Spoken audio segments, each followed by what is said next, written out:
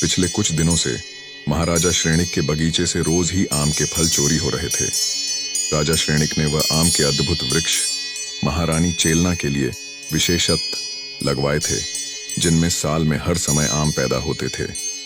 कड़ी नगर व्यवस्था व बगीचे की पहरेदारी होते हुए चोरी होना अपने आप में आश्चर्यजनक था। जब कुछ दिनों बाद भी चोरी नहीं रुकी तो राजा ने यह घटना अपने पुत्र अभय कुमार को बताई और यथाशीघ्र चोर का पता लगाने का आदेश दिया। अभय कुमार रात्रि को भेष बदलकर निकला। सोचा उद्यान के पास वाली बस्ती में जाकर देखता हूं, शायद कुछ सुराग मिल जाए चोर का। वहां एक चौराहे पर कुछ लोग इकट्ठे होकर आपस में व्यंग्य कथा कहानी सुनाकर एक दूसरे का मनोरंजन कर रहे थे। अभय कुमार भी उनके बीच में जाकर बैठ गया। सभी व्यक्ति अपनी बात कह चुके, तब अपनी कुछ कहने की बारी आने पर अभय कुमार ने कहा, बसंतपुर नगर में एक कन्या रोज राजा के बगीचे से पूजा के लिए फूल तोड़ कर ले जाती थी। वह एक दिन माली द्वारा पकड़ ली गई। माली के धमकाने पर वह गिड़गिड़ाई। वह बोली, मुझे जाने दो, आगे से फूल नहीं तोड़ूंगी। माली उसके रूप को देखकर मोहित हो गया और बोला, अगर तू मेरी इच्छा पूरी कर दे तो मैं तुझे छोड़ दूंगा। युवती सकपकाई वह फिर साहस रखते हुए बोली, अभी मैं कुंवारी हूं, कामदेव की पूजा करने जा रही हूं, तुम्हारे स्पर्श से अशुद्ध हो जाऊंगी। अभी मुझे जाने दो, वादा करती हूं कि विवाह होते ही प्रथम रात्रि को तुमसे मिलने आऊंगी। अशुद्ध होने की बात माली के दिमाग में जम सी गई। उसने कहा, अपना वचन याद रखना। हाँ हाँ, मैं अपना वचन अवश्य याद रखूंगी। युवती ने तुरंत बिना सोचे समझे जवाब दिया। कुछ समय बाद युवती का विवाह विमल नाम के एक युवक से हो गया। विवाह की प्रथम रात्रि को युवती ने पति से कहा, प्राणनाथ, मेरे सामने एक धर्म संकट उपस्थित हो गया है, आप ही बताएं मैं क्या करूं। यह कहकर सारी घटना जो माली के साथ हुई थी वह पति को बता दी। युवक यह सुनकर एकाएक सन्न रह गया। फिर कुछ सोचते हुए कहा, तुमने सत्य कहकर मेरा मन जीत लिया है। जाओ, तुम्हारा कोई कुछ नहीं बिगाड़ सकता, सिर्फ अपने सत्य पर अटल रहना और सारी बात मुझे आकर सत्य बताना।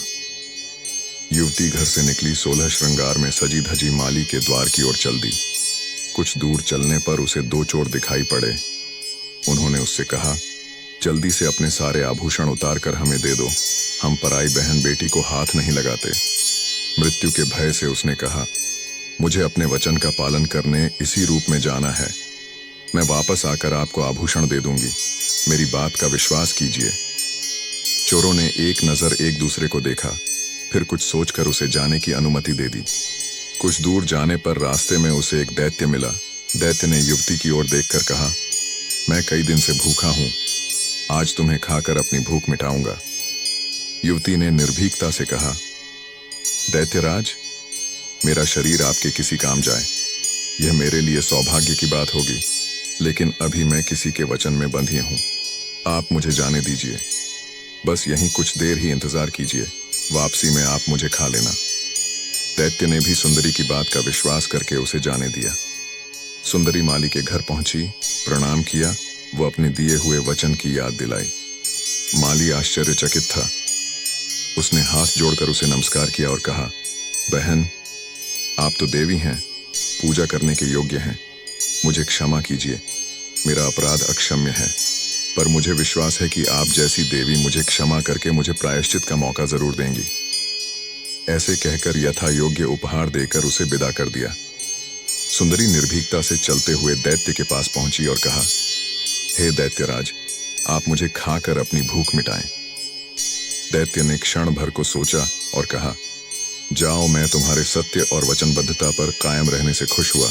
मैं तुम्हारा भक्षण करके घोर पाप का भागी नहीं बन सकता। अगली बारी चोरों की थी।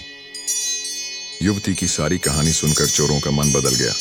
उन्होंने कहा, जाओ, निर्भीक होकर अपने निवास स्थान पर जाओ। तुम जैसी सत्य पालन करने वाली स्त्री तो हमारी बहन के समान है। घर जाकर सुंदरी ने सारी घटना पति को यथास्थिति बता दी। उसके पति ने खुश होकर कहा, प्रिय, मुझे तुम्हारी सत्यवादिता पर विश्वास था, इसीलिए तुम्हें जाने दिया और तुम्हारी विजय हुई। कहानी सुनाकर अभय कुमार एक क्षण को चुप हो गया, फिर बोला, सज्जनों, आप सब ज्ञानी हैं, बुद्धिमान हैं, आप लोगों ने कहानी बड़े ध्यान से सुनी।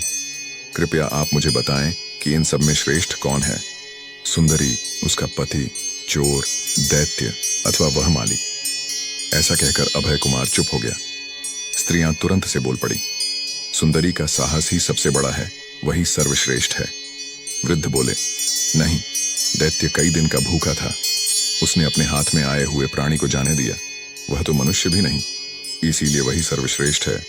युवकों ने कहा, नहीं, कदापि नहीं, कोई भी व्यक्ति अपनी नवविवाहिता पत्नी को पर पुरुष के पास जाने की अनुमति नहीं दे सकता, इसीलिए उस युवक का ही त्याग सर्वश्रेष्ठ है। तभी एक व्यक्ति भीड़ में से खड़ा हुआ और बोला, क्या उन चोरों का त्याग श्रेष्ठ नहीं है, जिन्होंने हाथ में आए हुए कीमती आभूषणों को ऐसे ही छोड़ दिया?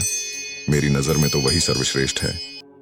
अभय कुमार तुरंत उसकी बात सुनकर चौंक गया, समझ गया कि यहीं कुछ दाल में काला है, और उससे पूछताछ की तो उसने आमों की चोरी की बात स्वीकार कर ली। अभय कुमार ने कहा, सच सच बताओ, तुमने ही बगीचे से आम चुराए हैं? सभी चकित थे कि यह व्यक्ति जो पूछताछ कर रहा है कौन है। अभय कुमार ने उसे गिरफ्तार कर लिया और अगले दिन राज दरबार में पेश किया। वह व्यक्ति बोला, महामंत्री जी, मैं व्यवसाय से चोर नहीं हूं, सच मानिए, मेरा नाम मातंग है। मैंने वह आम अपनी गर्भवती पत्नी की इच्छा पूर्ण करने के लिए ही चुराए थे, क्योंकि आम इस ऋतु में कहीं और स्थान पर उपलब्ध नहीं थे। मुझे क्षमा कर दीजिए। राजा ने हुक्म दिया, इसका अपराध अक्षम्य है, इसे मृत्यु दंड दिया जाए। अभय कुमार ने सोचा, इसने अपराध तो किया है, किंतु इसका अपराध इतना भी गंभीर नहीं कि इसको मृत्यु दंड दिया जाए। अभय कुमार ने कुछ पल सोचा और मातंग से पूछा, एक बात बताओ, उद्यान के चारों ओर ऊंची दीवार होने और दरवाजे पर इतना कड़ा पहरा होने के बावजूद तुमने ये आम चुराए कैसे? हुजूर, मैंने आकर्षणी विद्या सीखी है, उसी विद्या का प्रयोग करके मैंने फलों की डाल को अपनी ओर आकर्षित कर लिया और उस पर से आम तोड़ लिए। मातंग ने सिर झुकाकर जवाब दिया।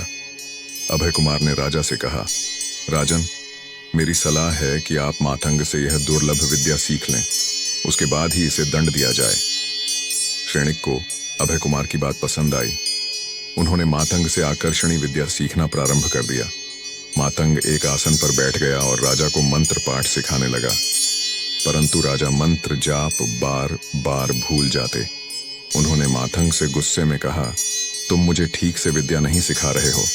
अभय कुमार ने कहा, राजन, गुरु का स्थान शिष्य से हमेशा ऊंचा होता है, शिष्य गुरु की विनय करके ही विद्या सीख सकता है। श्रेणिक अभय का इशारा समझ गए। उन्होंने मातंग को सिंहासन पर बिठाया और स्वयं उसके सामने नीचे खड़े हो गए। अब की बार जब मंत्र जाप किया तो कुछ समय के उपरांत उन्हें मंत्र याद हो गया।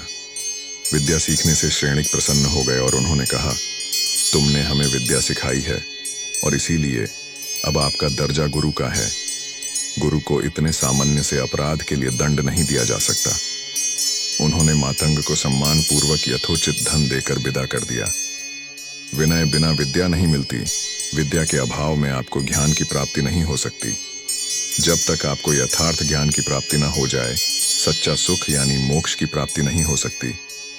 यदि महान बनना है तो विनयी बने, झुकना सीखें। आप कितने गुणवान हैं, यह आपका झुका हुआ मस्तक ही बताएगा। वृक्ष जितना फलदार होता है वह उतना ही झुकता है, उसे अपना परिचय देने की जरूरत नहीं पड़ती। हंस जैसी दृष्टि बनाइए ताकि गुण को ग्रहण कर सकें और जो बेकार है उसे छोड़ सकें।